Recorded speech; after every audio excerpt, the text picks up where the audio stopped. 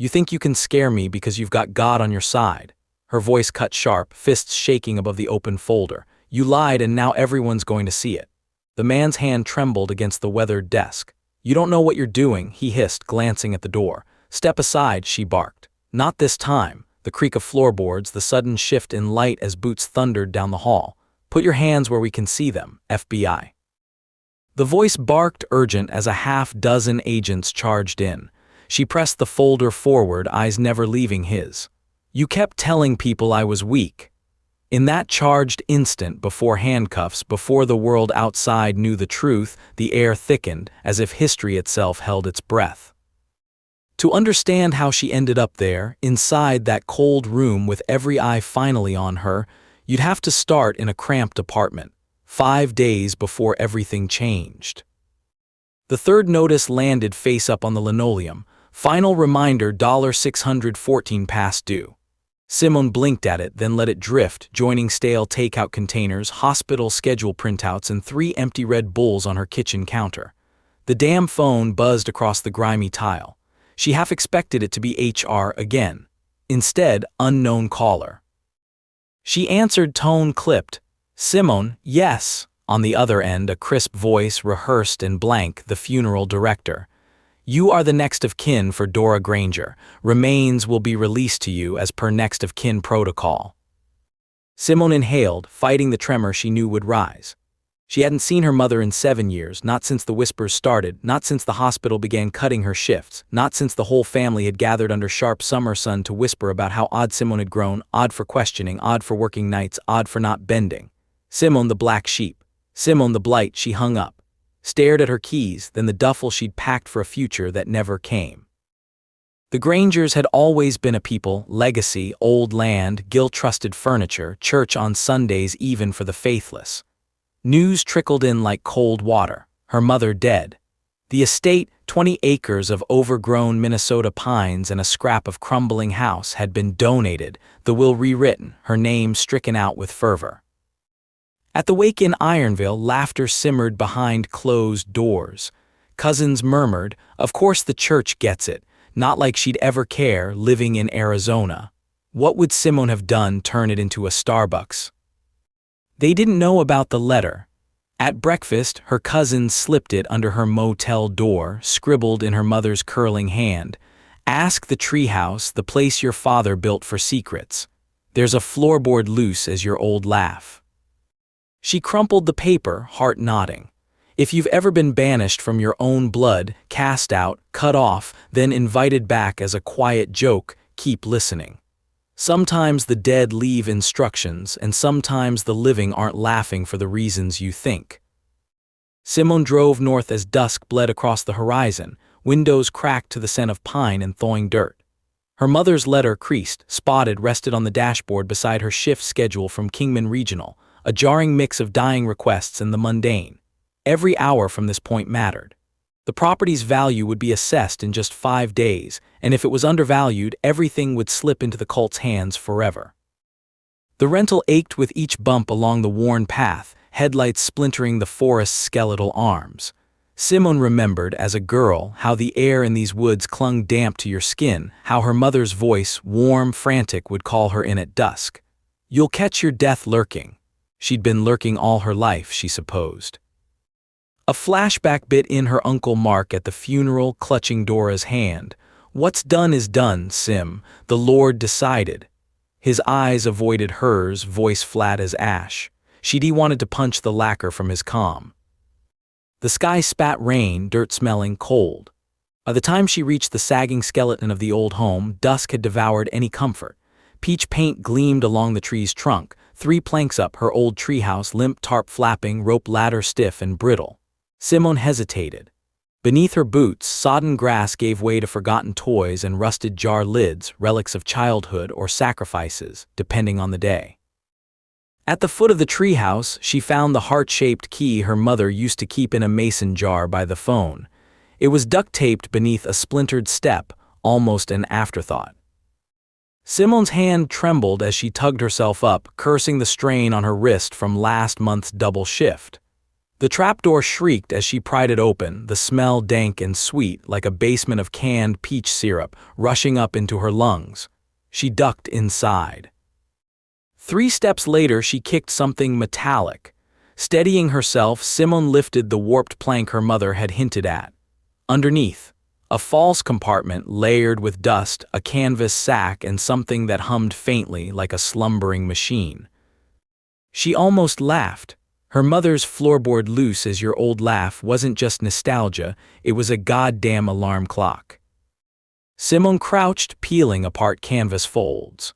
The sack yielded a battered notebook and a hard, black cylinder with copper fittings, an honest-to-God moonshine still, the kind kids whispered about during Prohibition field trips. Someone had kept it running, the glaze on its joints gleaming slick even under decades of grime. But it was what pressed beneath the notebook that made her stop. A flash drive, its label scrawled with a date, Sept. 2, 1982. From D, Simone's hands began to sweat. She paused, pulse hammering. This was no heirloom. This was the kind of secret you didn't inherit, you survived it. Above her, thunder cracked. She pocketed the notebook, flashlight in mouth, and began to read. Page 1, her mother's script, trembling but legible. If you found this, I failed, or you found strength I never had. They'll come for the land, they'll tell you it doesn't matter. They're wrong. The ground takes everything we give it, and sometimes it gives things back. Simone's finger grazed the edge of the flash drive. The hairs on her arms prickled. The cold air in the cramped treehouse sat heavy on Simone's lungs as she flipped further into the notebook. Pages held an uneven accounting, a hand-drawn map of the property, annotations in her mother's shorthand, and finally, crammed into the back edge, a single newspaper clipping, yellowed and delicate. Cult leader's heir disappears, investigation ongoing. A photo, a young woman, eyes wide, captured beside the Granger house in 1982. Simone's breath stuttered, memories half-formed, staccato darted through her mind. Whispers in church, her mother, fingers trembling over a rotary phone, voice low, no police, no questions. A log cracked with her shifting weight. Hidden beneath the final page, a letter, this one more desperate. If the right people see what's hidden, they'll destroy it. But you, Simone, it's time. Downstairs, a car door crunched gravel. Simone froze, flashlight beam wavered, dust swirling through it. A sharp male voice shattered the stillness. We saw your car, looking for something. Granger? Simone pulled the beam back, sat still. The voice belonged to one of the guardians, the cryptic men her mother's new church kept on retainer, hired faith.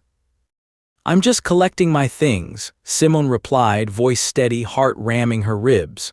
She grabbed the notebook and flash drive, pocketing them as footsteps approached. She reached for the moonshine still, hands slick, but clung to the notebook, vengeance burning hot beneath her tongue. The footsteps retreated. The guards considered her defeated. But she wasn't done yet. She'd seen the parish ledgers, numbers didn't lie. The scheme was far bigger than donations. Land, laundering people.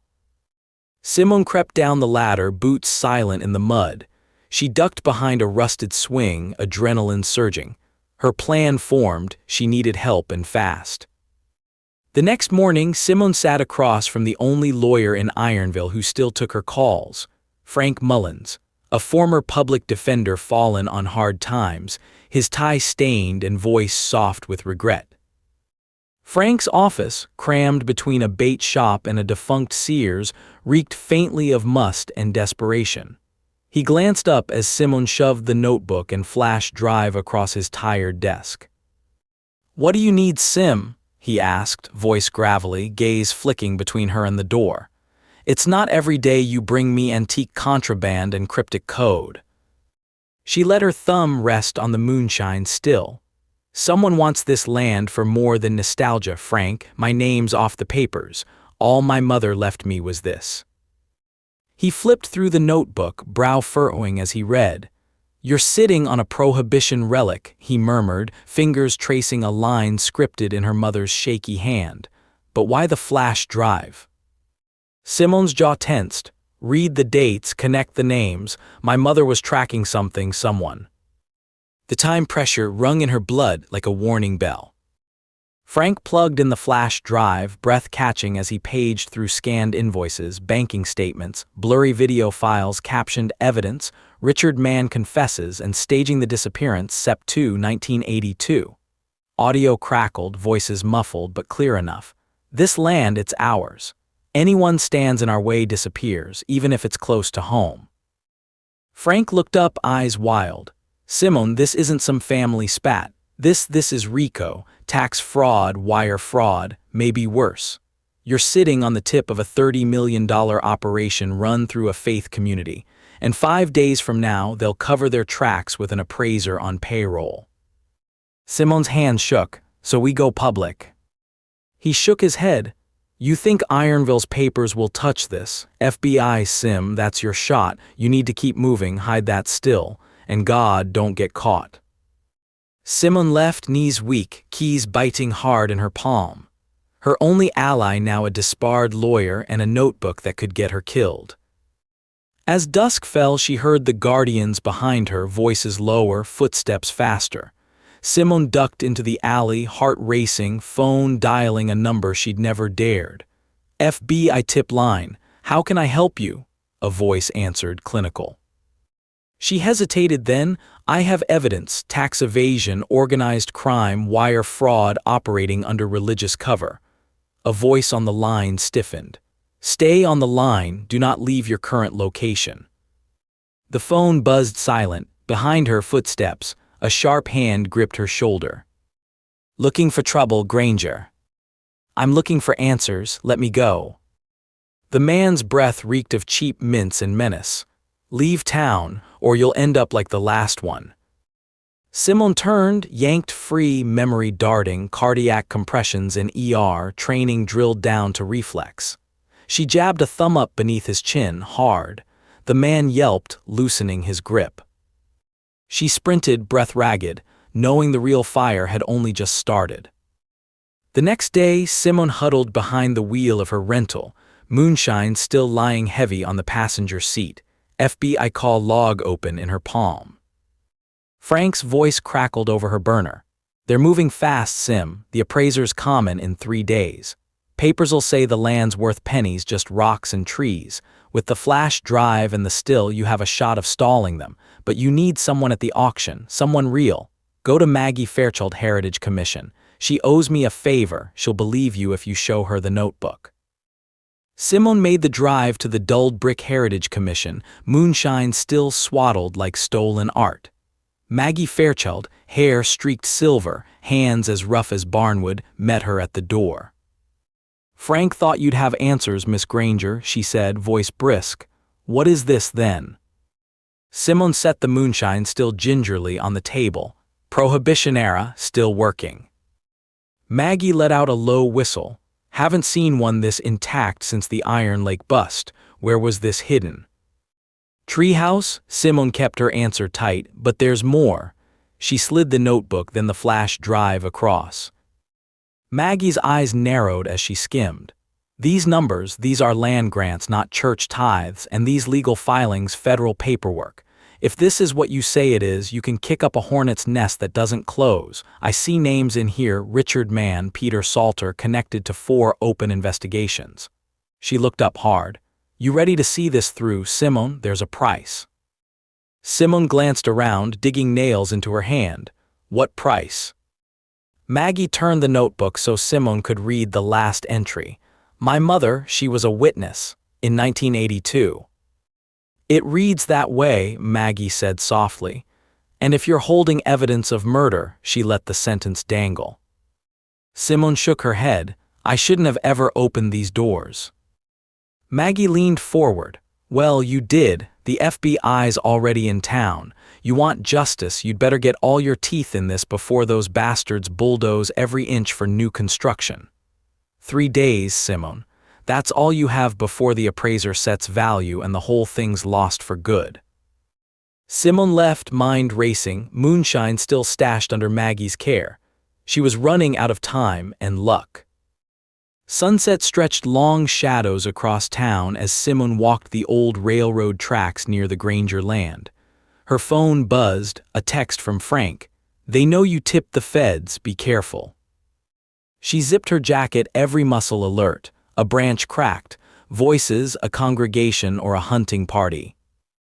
Emerging into the clearing, Simone faced Richard Mann and two guardians, black coats and cold faces set against her.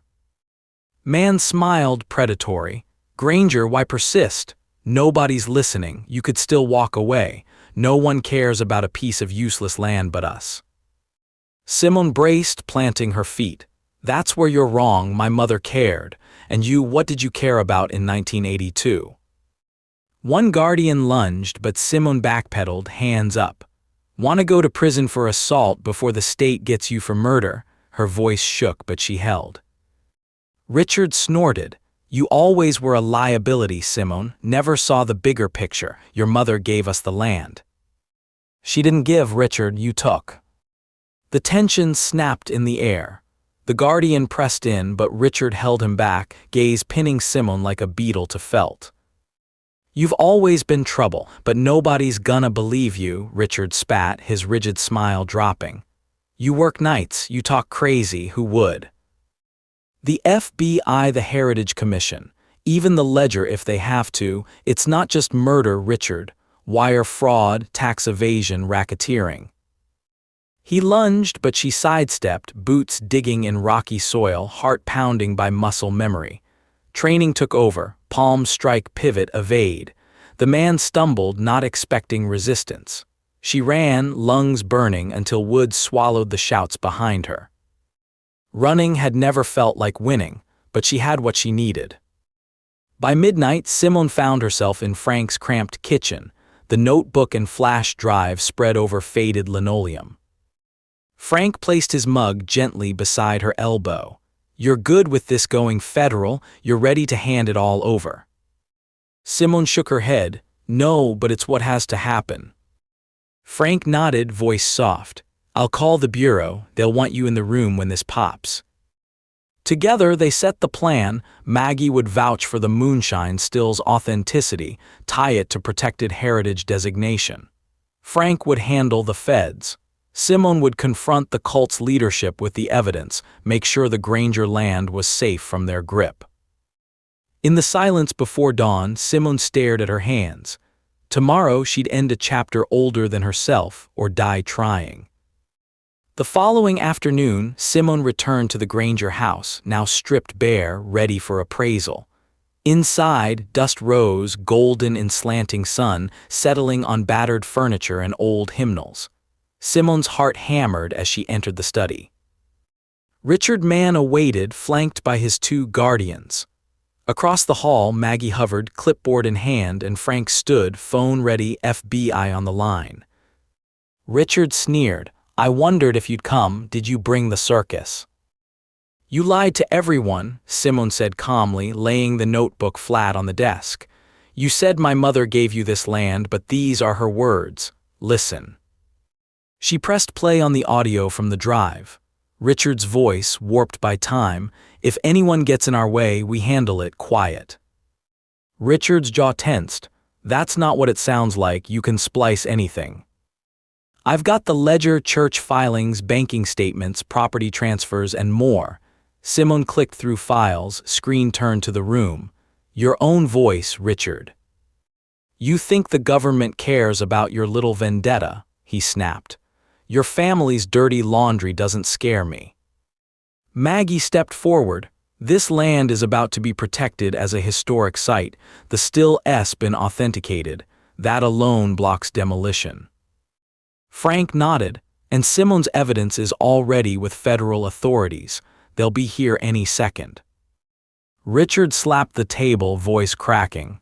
"You think any of this will stick? You don't know what's at stake." Simone leaned in, voice icy. "You think you can scare me because you've got God on your side?"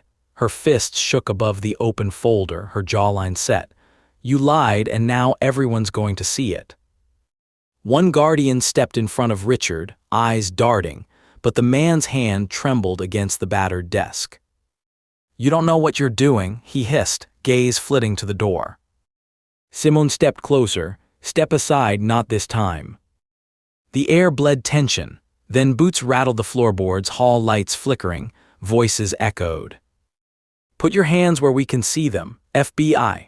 Agents stormed in, 6 in all, guns drawn, badges flashing. Richard whirled, jaw sagging. A female agent hauled him back, cuffing him tight, reading his rights. Amid chaos, Simone pressed the folder forward, eyes never leaving Richard's. You kept telling people I was weak, she said. He seethed, this was mine, all of it mine. Frank touched her shoulder, you did it, Sim. Maggie nodded, her lined face breaking into a rare smile. Heritage will recognize the site. Your family will have its story told, the true story. As the last agent closed the door on a still defiant Richard, the Granger house finally felt, if not safe, at least honest. The headlines circled faster than Simone could blink. Ironville religious leader arrested on federal charges, tax evasion, wire fraud, RICO violations. Details tumbled out, long disappeared heirs, missing donations, falsified land transfers linked through Simone's notebook, the flash drive, and decades-old confessions. Richard Mann's face splashed across screens, pale, defeated, a man who'd lost not just property, but the secrecy that had built his fortune. Maggie emailed Simone the Heritage Commission's proclamation. The Granger land and treehouse would be protected, the moonshine still maintained as a historic artifact. People lined up to visit, learning about prohibition, about resistance in small towns, about the damage greed could wreak in holy language. Simone reclaimed what Richard had tried to erase. She bought back the Granger house at a fraction of its value, thanks to frozen assets, and set up the museum, for school kids, for skeptics, for all those who'd been told they didn't belong. Her old hospital called, sheepish, asking if she might come back, maybe as charge nurse, maybe in research. She agreed on her terms. Frank stood beside her the day the museum doors opened, hands in pockets, eyes misty. You think they'll come? He asked, not quite teasing. She shrugged, I think they'll listen now, finally. She ran her palm along the rough timber as a kid clattered up the treehouse steps. Summer sun filtered through, butterflies flickering. The air beneath the pines held the weight of secrets, finally exhaled. Sometimes it takes being thrown out to see the rot in a family's roots. Sometimes the only way to honor the past is to confront it with open eyes, steady hands, and the truth, no matter who's watching. If you've ever fought for your own story, remember, some legacies are reclaimed, one stubborn inch at a time. History doesn't hide forever. It waits for someone unafraid to break the floorboards and let the light in. The museum's second week brought a tide of the curious, the skeptical, and the quietly angry.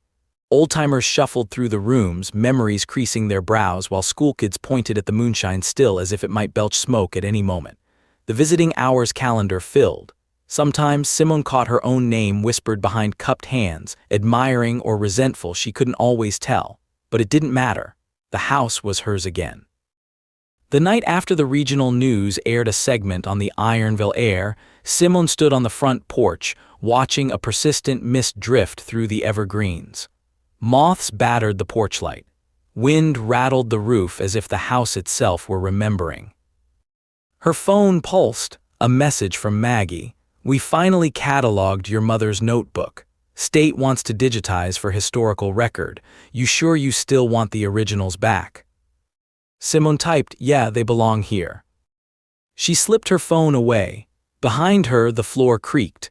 Frank, unshaven, rumpled as always, was tidying up archived press clippings in the parlor. Got 2 more RSVPs for tomorrow's tour. He shot her a lopsided grin. Principal wants the kids to see history as it happened. There was a fond pride in his tone, the kind he'd never allowed himself during the years he defended the indefensible in court. Will they actually care? Simone asked, trying for a laugh and nearly succeeding. A few will, that's enough. Frank set the last paper aside. You look tired, Sim. You should let someone else close up now and then. She managed a half-smile. "I'll think about it." He watched her for a breath. "You could leave," Frank said, gentle but not pressing. "You've done your part. This land isn't a chain, you hungry for bigger things." For an instant, Simone's mind flashed to Arizona, the dry roads and long shifts, a life defined by motion and escape. Then to the battered kitchen table where, as a girl, she'd watched her mother cut coupons and count pennies. Now, the creak of ancient wood, the scent of pine and old secrets, the ache of something almost like home rooting inside her. "I'm not done here," she said and meant it. "Didn't think so." Frank stepped outside, hands deep in pockets. "I'll see you tomorrow, Nurse Stern curator." She laughed, echo bouncing off porch rails. That night Simone wandered, flashlight drifting over walls lined with thumbtacked photos. Her mother in her 20s, laughing on the treehouse steps. The midnight barn dances her grandfather hosted under the cover of revivals. On a whim she wound her way to the small parlor off the stairs, her mother's old reading room, where a single window, long painted shut, overlooked the shed and the now legally protected treehouse. She opened the notebook, turning to a page she'd skimmed dozens of times but never really read. The handwriting wavered in the lamplight. "If you're reading this, Simone, you're braver than I was. Don't let the past shape your story. Tell the truth, however it hurts. Let it set someone else free, not just you." A knock broke the hush, sharp, urgent, vibrating through the house's frame. Simone tensed, set the notebook down, and moved to the door. "Who is it?" "It's Maggie, you'd better open up." Simone unlatched the bolt. Maggie swept in, cheeks flushed, rain slicking her hair. "You saw the news." Maggie didn't wait for confirmation. "There's already pushback. Some of the old church board, they're stirring up lawyers, talking trespass, contesting the heritage designation. Claimin' the moonshine still is evidence of criminal activity that never should have been made public. We may have a fight left." Simone let the words soak in before answering. "Let them try. I've got copies of everything. The feds aren't done, not by a long shot." Maggie nodded approval. "Just don't underestimate old money and old guilt, Simone. They'll toss mud till the well runs dry." "The reason they want it quiet is because of what we've proven," Simone replied. Her pulse was steady, but she felt the familiar chill of anticipated battle. If it meant nothing, they'd let it die with Richard Mann. A heavy silence. Maggie eyed the walls, all those faces from years gone. "Your mother did right by you in the end. Hard road, though." Simone's throat tightened. "I keep asking myself if it was worth it, losing her early, all those years apart, to come back now just for paperwork in courtrooms." Maggie set her bag down, voice softer. "It's not just about the house or even the story. It's about proving one person can matter. Most folks never get their ghost straightened out. You have." The rain drummed on the roof, relentless. Maggie checked her watch. "I should let you get some rest, kid. Tomorrow's another storm." Simone followed her to the porch. "I'll be ready." After Maggie's taillights disappeared down the soaked drive, Simone stood on the porch, letting rain spatter her face. The darkness was deep, but her nerves didn't buzz with fear for the first time. Instead, something like resolve stretched into the shadows. The following week, lines blurred between routine and spectacle. Frank handled the first volley of letters from a high-priced Minneapolis law firm, veiled threats, sanctimonious talk of healing the community. Simone called the federal liaison, Special Agent Fuller, every other morning, updating on the site's safety and forwarding anything suspicious. Some days the old walls trembled with giggles and history questions. Others, Simone faced silent visitors who looked a little too long at the photos, pausing in front of the treehouse as if hoping secrets might tumble free. She watched, wary, but no one crossed the line, not openly. On Thursday, as golden dusk layered through warped glass, Simone shut off the lights and reached for her keys. A clang rattled from the backyard, the sound of the shed door, long rusted shut. She wanted to ignore it, but instinct pressed her forward. The yard was wild but well tended, boundaries protected now by both history and law. She moved quietly, boots sinking into old moss, flashlight slicing through green dusk. Inside the shed, a figure rummaged, muttering. The beam caught him, young, thin, not local, a reporter's lanyard bumping his chest. He froze. "Don't shoot, sorry." Simon stared. "You're trespassing. That story worth getting arrested." He straightened, pulling out a battered notepad. "Andrew Lee, Minneapolis Journal, please hear me out. You're Simon Granger, right?" He held out his hands, palms open, a practiced peace offering. She kept the beam steady. "You could have requested an interview." "I did 3 times, no answer. The national coverage missed things. People in town say you're not telling the whole story." Simon felt a flash of anger. "What do they say I'm hiding now?" Lee hesitated, uncertainty flickering. "That your mother's notebook isn't the only thing hidden around here. That someone from the 1982 disappearance, a girl named June Salter, might still be alive. Witness protection, there are rumors." He inched closer, voice pleading. "This could help a lot of people, not just you." June Salter, the cult leader's heir, the headline from the yellowed newspaper clipping. Simon's mouth went dry. "My mother never said anything more. The feds have the evidence, that's it." Lee didn't back down. "You've become this symbol whether you want it or not. If June Salter's alive, if she's watching, all those other lost people might have hope too." He lowered the notepad. "Let me help you tell it right, not all scandals and lawsuits. The real story, the hurt, but also the fixing." Simone considered this stranger, just another seeker, but different somehow. She saw, behind the eagerness, a real hunger for truth. She stepped back, lowering the flashlight. "Meet me here tomorrow, 5. You want the real story, you do the whole tour, treehouse to ledgers. No gotcha journalism, just facts." Lee's face lit up. "Deal." She paused, voice quiet but firm. "And if you try to go behind my back again, the next call is to the sheriff." He grinned sheepishly, scribbling notes. "Thank you, seriously." Simone watched him until he retreated up the lane, rain tightening her scalp, her thoughts swirling even as her footing steadied. That night she sat at the old kitchen table, hand cupped around cooling tea, notebook open beside her. She leafed back to the first page, her mother's voice, wan and brave in the scrawl. She thought about June Salter, gone or hidden or just refusing to be claimed by anyone's story but her own. Was it her duty to search, or was her fight and her freedom enough now? She tapped out a text to Special Agent Fuller. "Reporters asking about the Salter girl. I have no answers beyond the evidence. Should I be worried?" Fuller replied minutes later, "Not your job to solve everything. If we find her, you'll know. Rest. You did good." A simple relief, maybe even permission. She left the phone face down and let the silence expand, breathing deep until the anxieties of accusation and secrecy drifted out of her chest. The following afternoon, Lee returned as promised. He carried a small tape recorder, no camera crew, and a face scrubbed earnest. They began in the kitchen.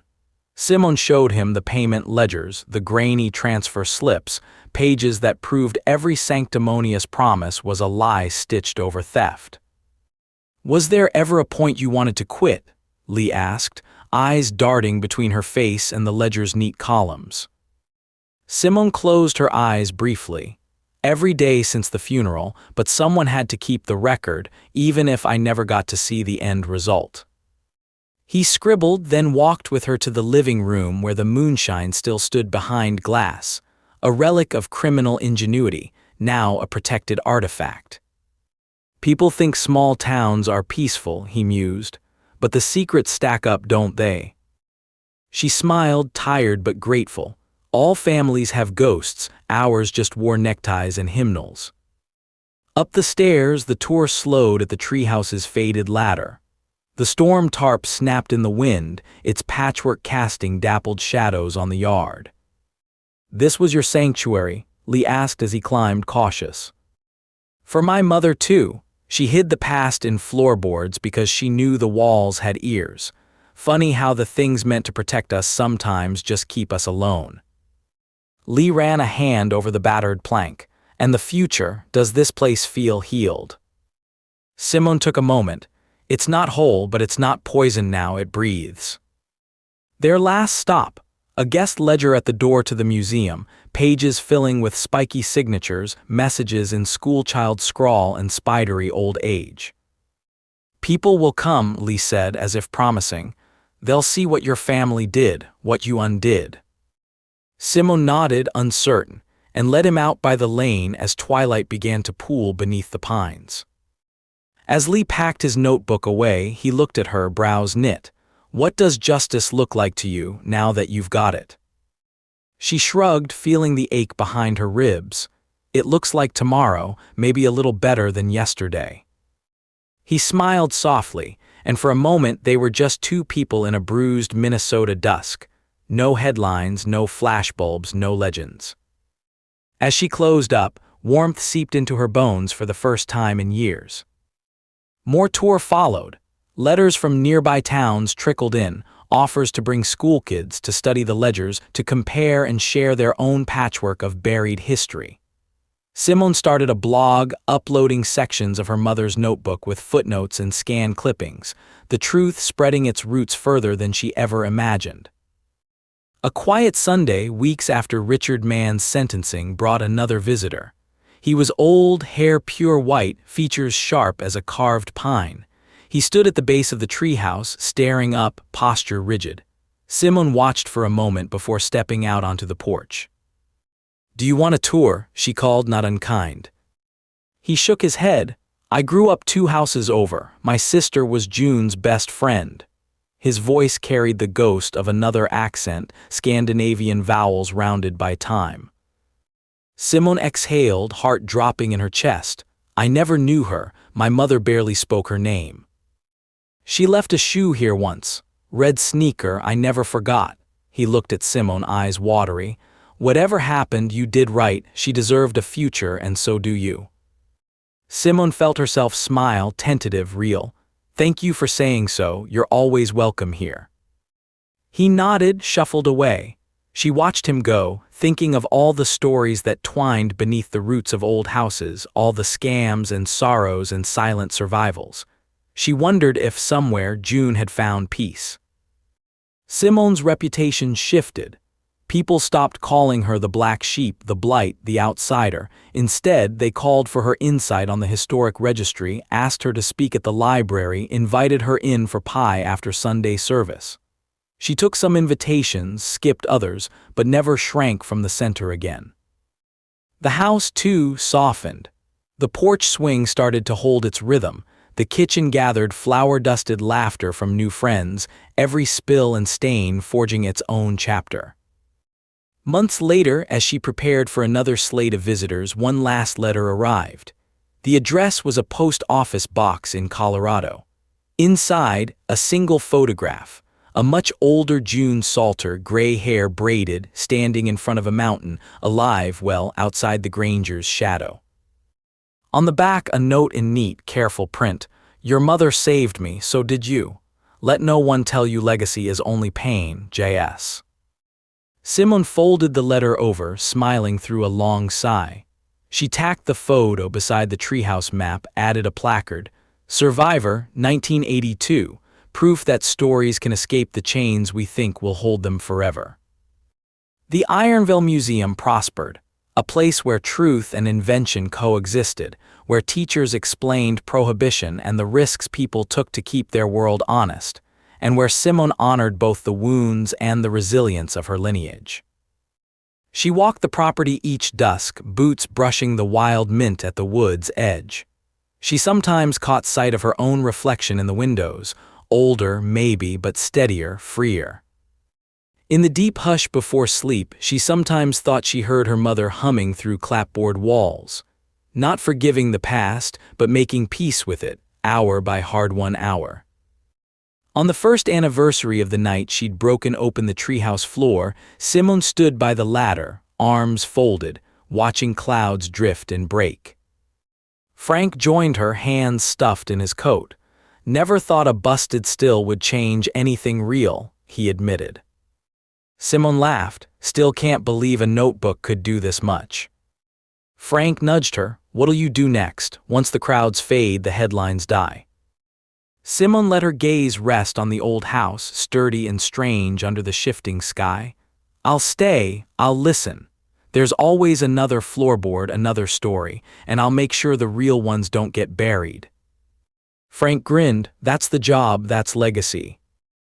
As the sun slid behind the pines, a late group of kids clattered toward the treehouse, their questions tumbling out. Simone steadied the ladder, called them up, told them what mattered most. That no secret lasts forever under daylight, that every family, no matter how broken, can be made whole with enough truth, enough fight, and enough time. And as laughter rang out across the Granger land, no longer a monument to shame, but a beacon, Simone slipped her key around her neck, new life growing wild all around her, one reclaimed inch at a time.